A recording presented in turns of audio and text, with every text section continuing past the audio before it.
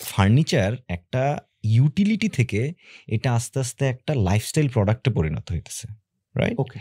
So এটার example হিসেবে যদি বলি, ১০ বছর বা ১৫ বছর আগেও ফার্নিচার বাসায় যখন কেনা হইতো, ডিসিশন মেকার কিন্তু আমি কখনো আমার বাসায় এটলিস্ট আমি দেখি নাই যে আমি বা আমার বড় ভাইরা কেউ এই ব্যাপারে কেউ নাক গলাইছে বা কোনো ব্যাপারে ফার্নিচার কেনার ক্ষেত্রে কোনো একটা ডিসিশনে ইনফ্লুয়েন্সার ছিল। বাবা-মা যা চিন্তা করছে ওভাবেই ফার্নিচার কিনছে, রাইট? আমি ছোটবেলায় তাই দেখছি।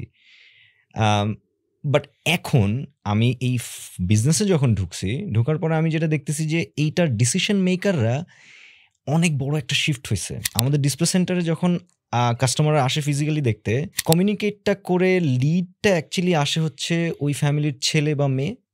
বাবা-মাকে সাথে নিয়ে আসে, বাবা-মা শুধু জাস্ট পেমেন্টটা করে।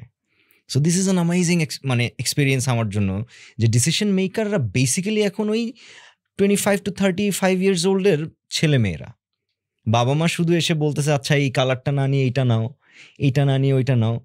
সো ওই যে সেগুন কাঠ দিয়ে বানাবো আর 40 বছর ইউজ করব, সেই চিন্তাটা থেকে আস্তে আস্তে বেরোয় আসতেছে মানুষজন। ওকে। সো এখন বাবা-মারা যেহেতু চিন্তা করতো সেগুন কাঠের যারা ভেন্ডর তার কাছে যেয়ে বানায় ফেলবো, ওই জায়গাটা থেকে যে চেঞ্জ হইতেছে, সো যারা এখন ডিসিশন মেকার তারা ওই সেগুন কাঠের যারা ভেন্ডর তাদের সাথে কথা বলেই কমফোর্টেবল না at the first place.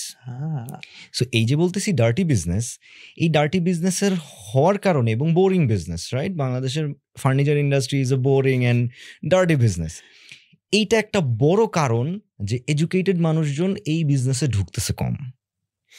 So এইটা আমার কাছে বড় একটা, এটা আমি কেন বলতেছি, হাউ আমি গত 2 বছর 2.5 বছর হয়ে যাইতেছে, আমি অলমোস্ট 55,000 কোয়েরিজ নিজে হ্যান্ডেল করছি, জাস্ট টু নো যে কাস্টমার কি চায়, কেন চায়, কি বলতে চায়।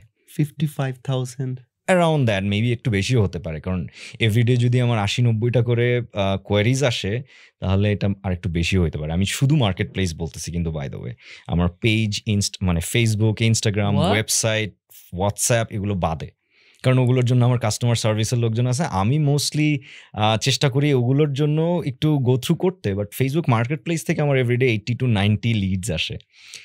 এখনো ওখানে করতেছেন? এভরিডে। ওকে।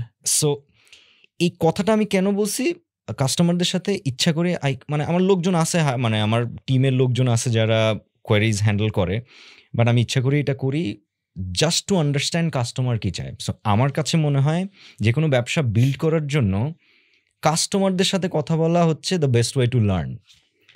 কারণ আমি যদি ওই বিজনেসের এক্সপার্ট না হয়ে থাকি বা প্রিভিয়াস এক্সপেরিয়েন্স না থাকে,